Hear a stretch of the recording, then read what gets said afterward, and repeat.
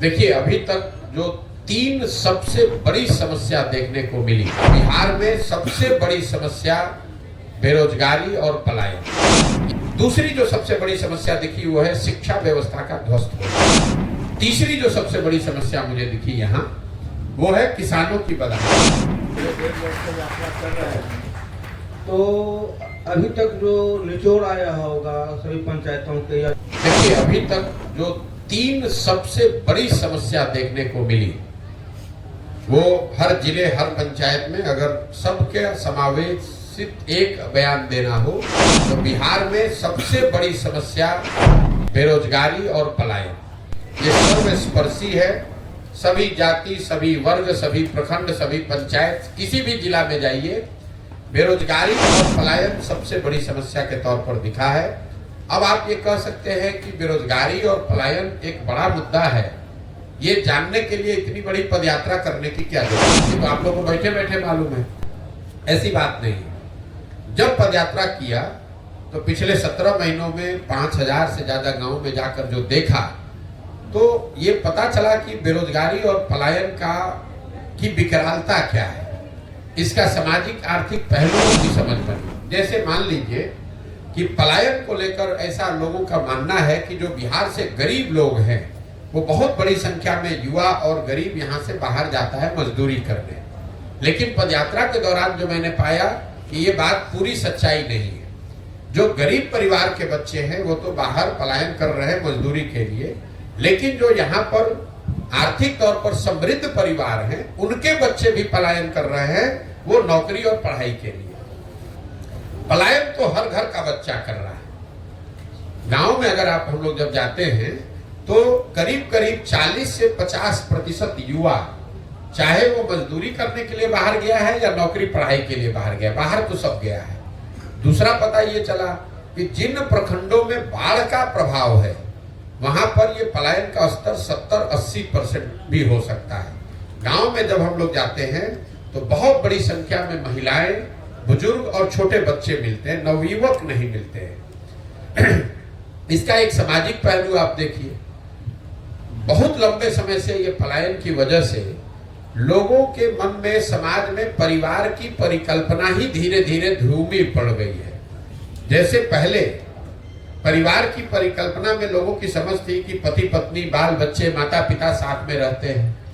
अब शायद ही कोई ऐसा घर गांव में बचा है जहां ये 3 पीढ़ियों के लोग, पति पत्नी, बाल बच्चे, माँ बाप एक साथ रहते हैं।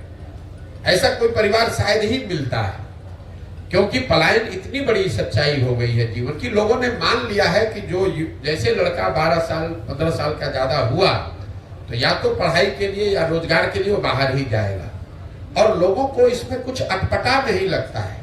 इसका सबसे बड़ा असर ये है इतने लंबे समय तक पलायन का कि लोगों को इसमें कुछ अटपटा नहीं लगता है। लोग हमें देखने आते हैं, ये कहते हैं कि भाई आप 17 महीना से घर परिवार छोड़कर बाहर चल रहे हैं। उनको इस बात का एहसास नहीं होता है कि उनके घर के बच्चे, उनके घर के युवा सालों साल से उनको छोड़कर चले गए हैं, और साल में कभी 1 महीने 10 दिन 15 दिन के लिए कोई छठ में, ईद में, शादी विवाह में घर आता है। बाकी समय पूरे जिंदगी जब तक आप नवयुवक हैं, जब तक शरीर में आपके दम है, तब तक आपको बाहर ही रहना है। जब बूढ़े हो जाइएगा तो आप वापस आइएगा, और आपके घर में जो जवान लड़का है वो बाहर जाएगा फिर मजदूरी करने। तो इसका सिर्फ विकरालता, इसके सामाजिक पहलू, साथ साथ इसका जो आर्थिक पहलू है।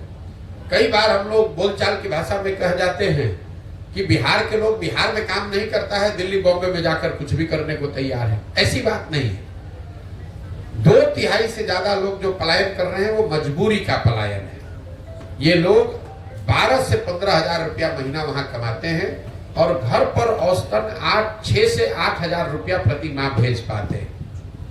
ये 6 से 8 हजार रुपया भेजने वाले लोग ये स्वेच्छा से नहीं गए हैं। संभव है कि पहली बार स्वेच्छा से गया हो, कोई एक बार घूमने के नजरिए से चला गया, लेकिन 2/3 से ज्यादा लोग जो पलायन किया है जिन लोगों ने, वो कहीं न कहीं आर्थिक सामाजिक मजबूरी से बाहर गए हैं।